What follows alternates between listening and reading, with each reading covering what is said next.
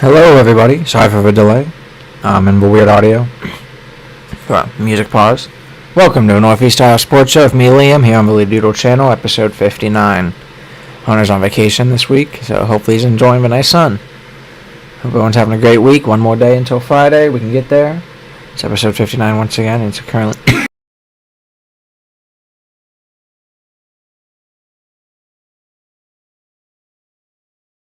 Sorry about that. Big cough. It's currently June 18th, 2026. If I'm not mistaken, tomorrow's Juneteenth, so make sure you celebrate properly. We'll go right into it. Our funny, not so funny topic. It's about kind of the NBA Finals. A Spurs fan in a Dennis Rodman jersey tried to fight half of Manhattan. You probably saw the video of him running around trying to fight everyone like he was Batman. And it was crazy. One of the most bizarre and viral moments following the 2026 NBA Finals almost had nothing to do with basketball itself. Instead, the internet became captivated by a single San Antonio Spurs fan wearing a vintage Dennis Rodman jersey, Spurs Rodman jersey, by the way, who appeared to be determined to take on the entire city by himself. After the New York Knicks defeated the Spurs in Game 5 to win the first NBA championship since 1973. And we'll talk about that here in a little bit. Thousands of fans, celebrating fans, poured into the streets of New York and aiming for chaos at what is this? Manhattan Train Hall near Penn Station. Videos began circulating the large Spurs support aggressively confronting crowds of Knicks fans. He was just going up to everyone. I don't know if there was beef before that, because you know how videos start. You were seeing 7 people throwing punches, chasing after hecklers, and repeatedly daring others to fight him before police eventually intervened and escorted him away. And that's something, too. I guess if someone's heckling you, you know what I mean, they're not really doing much to, want you to fight them.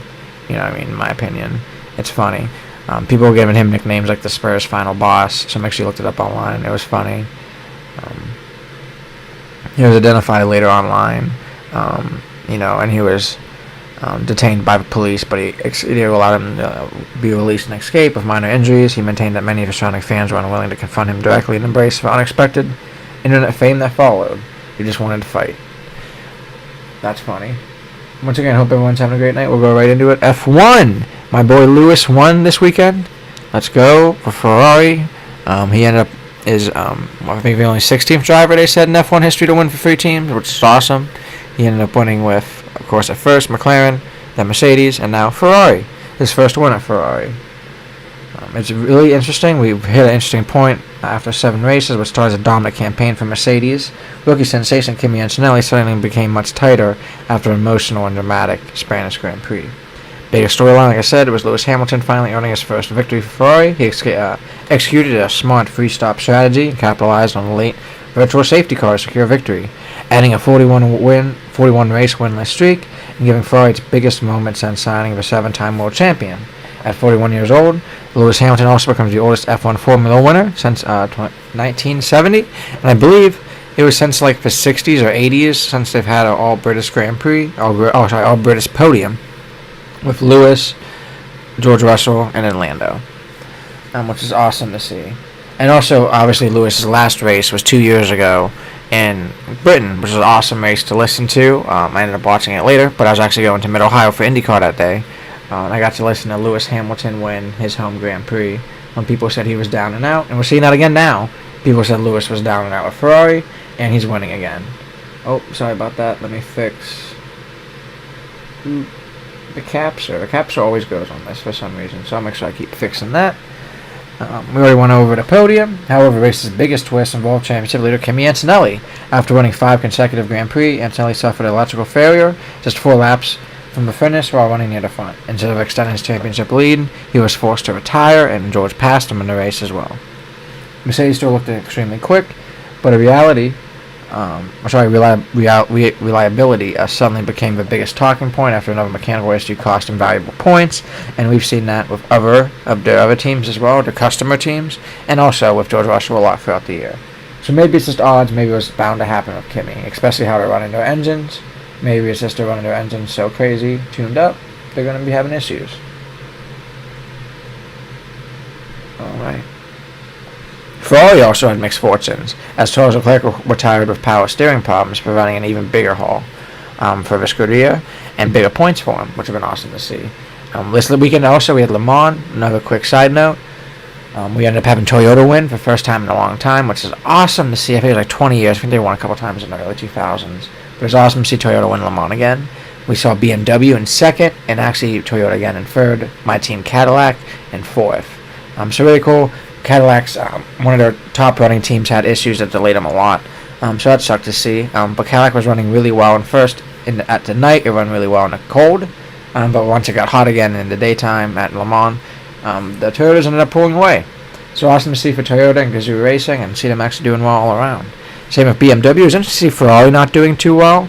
I don't know if they had. I know one of them had like mechanical issues that delayed them. Maybe it was just they just didn't have the pace this year. But Ferrari was dominating Le Mans for a long time. I think it was like 3 or 4 years. So it's kind of crazy that Toyota came in and just beat them. I mean, even a Cadillac beat Ferrari this year, which is a big point. Some of it might just be race car drivers too. I'm not too close into Le Mans, but maybe it was just like different drivers. And also just how they balance these cars as well. I know a lot of times, with top running cars kind of get detuned throughout the year. I don't know if it's every season. World Endurance has certain regulations. So really interesting to see. What was I going to say? BMW getting second was really cool. They haven't been in Le Mans for a long time. They were about to get first. So cool for both of those teams. BMW is using, I believe, Shell Power now, which is one of the best fuel providers. So that also helped them kind of propel them up there. But really interesting race. Make sure you look into it. Le Mans was great. There was a female driver. I'm not in the Hypercar series, but I don't know if it's like LP3 or the one below Hypercar. It might be like Prototype or whatever they call it. Ended up not finishing the race, I believe, because of mechanical issues, so that really sucks. The next race for F1 is actually not this weekend, but next weekend. Formula 1 now heads into Red Bull Ring for the Austrian Grand Prix at Red Bull's home circuit. Circuit is also one of the shortest laps on the calendar. I believe it's only 17 laps, producing extremely close qualifying sessions and aggressive racing thanks to 3 long DRS zones. Some key storylines heading into the race is basically can Mercedes solve its reliability concerns, and since it's such an engine-dominated circuit, and that's kind of how Red Bull wanted it to be since they built it like that, hopefully Mercedes would do well. And Red Bull also has a powerful engine, so this could also do very well for them. Can Hamilton build momentum after his breakthrough Ferrari win with the engine regulations changes after Monaco and him actually getting a win and getting second in Monaco, too, in front of his girlfriend Kim Kardashian? That was kind of funny to see. Will Antonelli bounce back and resume his title charge? Okay, McLaren finally converts consistent pace into another victory. They haven't won in a while, and they've been, for the last 2 years for constructive champions. So it did definitely regulation change. Whenever you see a major regulation shift, it's kind of hard for constructor teams to be as good as Mercedes, because Mercedes designs their car to the engine. But teams like McLaren, they design their car to the engine as well. But Mercedes, they could also design their engine to the car. And other teams can't do that. They don't build the engine. So Mercedes also has a extreme, advantage from the start, even chassis-wise, aerodynamics-wise, if their engine and gearbox. Austria has historically favored bold strategy calls and often creates dramatic first-lap battles because the field remains tightly packed through the opening hill climb and first turn, which is really cool to see.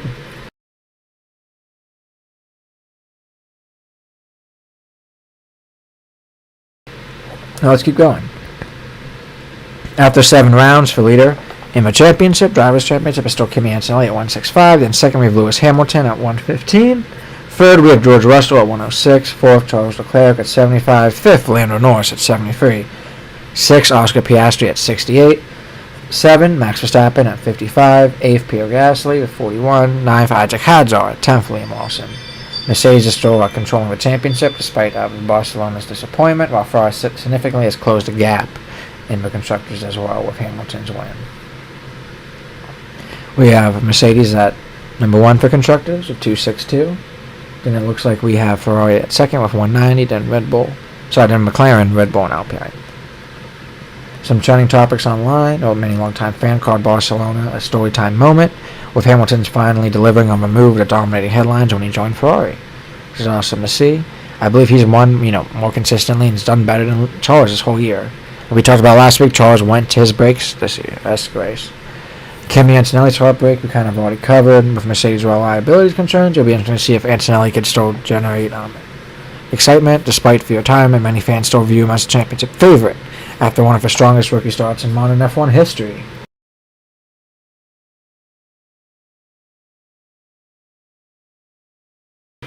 Some interesting talk too with Monaco is that there's been change with a revised Monaco classification. It appears involving Pierre Gasly reinstated to a podium finish from 2 races ago, but it's still illegal and sporting debate over penalties and appeals have become one of the longest talking points over the week because Red Bull is also gonna contest that. Sorry. Last weekend we didn't have IndyCar. We talked a little bit about that.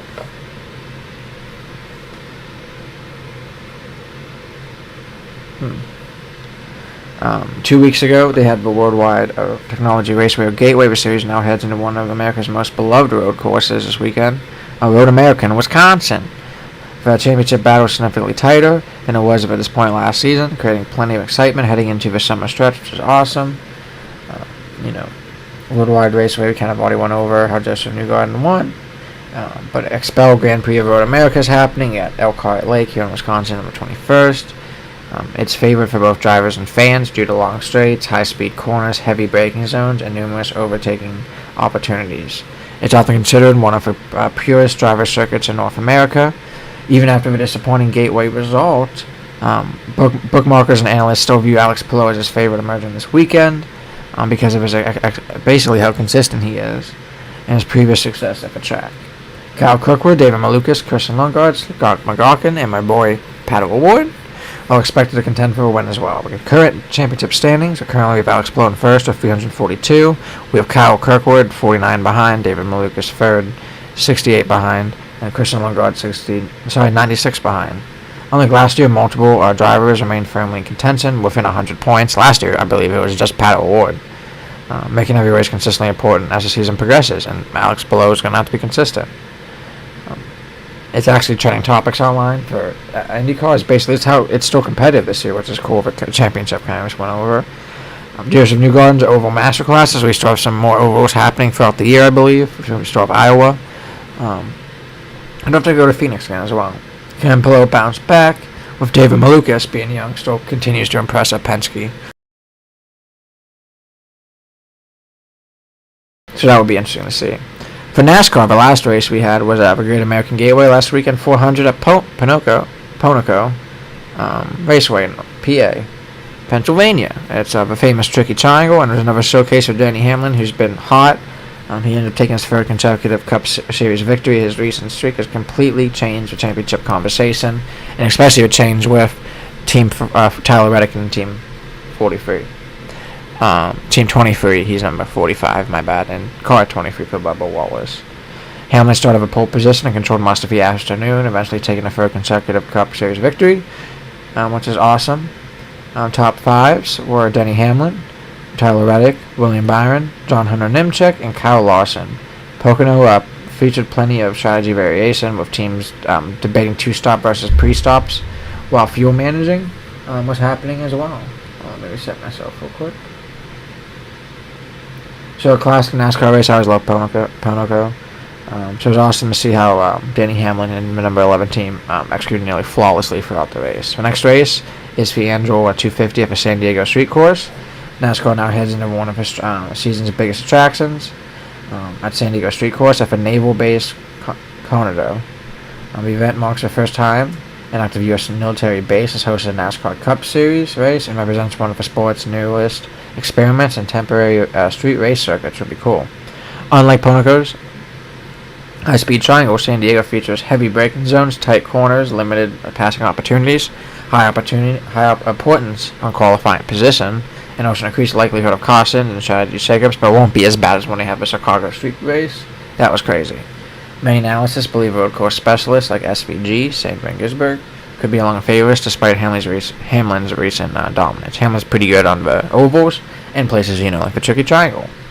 It's called the Tricky Triangle because every turn's different at that racetrack. Really cool. Current Cup Series standings, which drove Tyler Reddick in first at 7:04. Then we have Denny Hamlin, not too bad, looking about 19 points behind.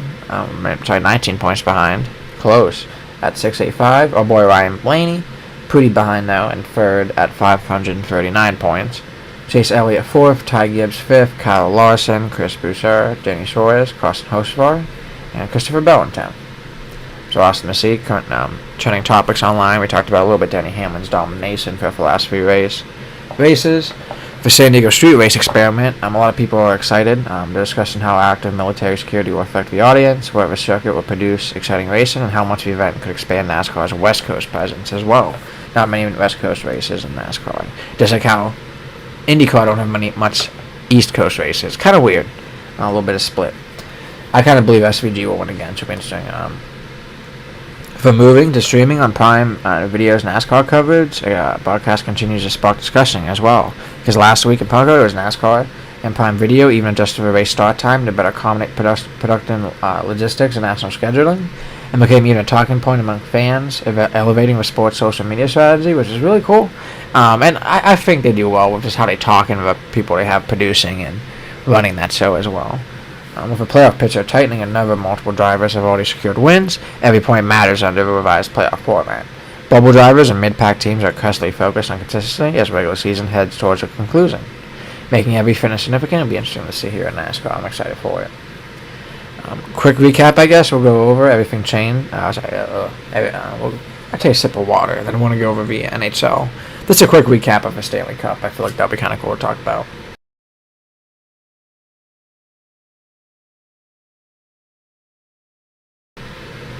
This season's Stanley Cup, it basically featured one of the two deepest NHL complete rosters as well. Carolina faced off to Vegas and it battled through a tough Western Conference bracket. It looked to add another championship to its young franchise history.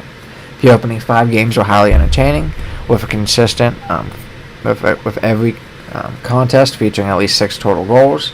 Fans saw multiple comeback victories, overtime drama, elite offense performances from both sides, and making it one of the most entertaining finals in recent memory. However, everything changed in Game 6. Facing a change to clinch the Cup in Las Vegas, Carolina put together its most complete performance of the postseason, and there's a reason why Carolina scored the most goals this year. Shutting out Vegas 3-0. Goals from Taylor Hall, Jackson Blake, Nikolai Ehlers provided enough offense. Our rookie goaltender, Brandon Bussi, which is crazy, stopped all 22 shots he faced to record the biggest shutout of his career. The championship was especially meaningful for several figures. Taylor Hall won his first Stanley Cup after playing for several NHL franchises. Head coach Brian Amur became one of the few people in the league in history who won a Stanley Cup in the same organization as both a player and a coach, and that's actually kind of cool. Team captain Jordan Staal earned the Conn Sim Trophy as a playoff MVP after scoring 5 of the 6 final games. Scoring in them, yeah. Becoming the oldest player to ever receive it at age 37. I believe they said he won in Pittsburgh back in the day. Carolina's playoff run is dominant at 16-3. Crazy to see. So let's go for Guardians. Last week we had a Tigers series through the 12th of the 14th. We opened the stretch of a 3-game home series against Tigers, splitting the rivalry matchup. Our pitching remained solid for much of the weekend, but our offensive consistency continued to be an issue with Guardians, especially since Jose is hurt right now, a theme that has followed the club throughout much of June. While the Guardians showed flashes of timeless hitting, they also struggled to string together both rallies against one of the American League's top teams. The split left fans feeling that the club had missed an opportunity to gain ground in the AL Central race. Then we had the Brewers series, which is the 16th through the 18th. I'm going to check standings here in a bit. The road trip to Milwaukee got out bad to a rough start. They beat us in Game 1, 2-1. Game 2, they broke things off at 9-4. And then Game 3, we salvaged a win at 4-2, which was today, which is awesome to see. Next week, Friday, tomorrow at 8:10, we start our Astros series. Then we play them Saturday at 7:15, Sunday at 2:10. This coming Monday, we play White Sox, Chicago at 7:40. Play them at 7:40 on Tuesday. Wednesday, we play them at 2:10. And then, Friday, we play Mariners at home. We're in Chicago for that White Sox series. Let me restart my capture again. Bang. Alright. Biggest storylines is that our offense remains consistent. Our young players continue to emerge, though. Chad Bazana is also gaining confidence, which is awesome to see. We have played 6 games, finishing roughly 3-3 after splitting. So not my favorite.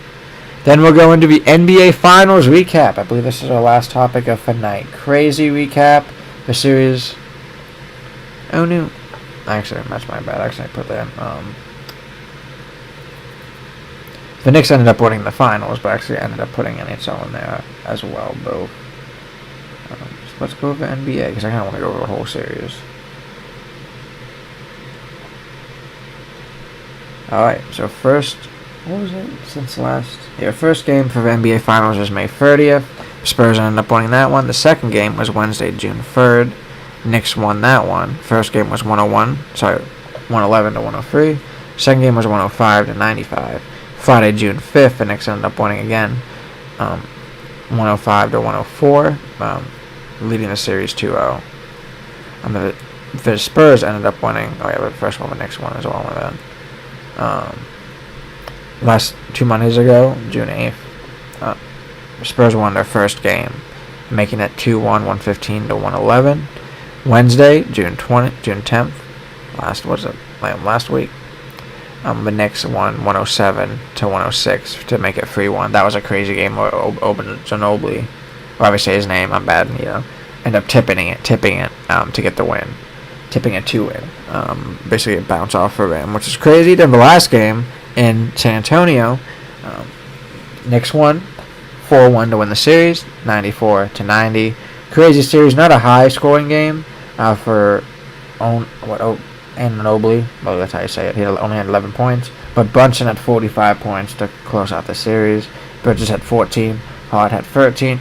Karl-Anthony Towns only had 2, but 10 rebounds. So I guess, that's alright. I also remember that game, he actually ended up fouling, I believe, twice within the first 5 minutes. It may have even been quicker than that, 3 minutes. And he ended up having to sit out for a bit. So crazy series. It was awesome to see New York win and just see how hyped that city was, and frankly I loved it. It was actually awesome to watch. I like watching playoffs of most of the major sports. Hockey I'm not too into, and MLB sometimes I won't watch for almost said World Cup. Yuck. World Cup's going on right now too, which is cool to see.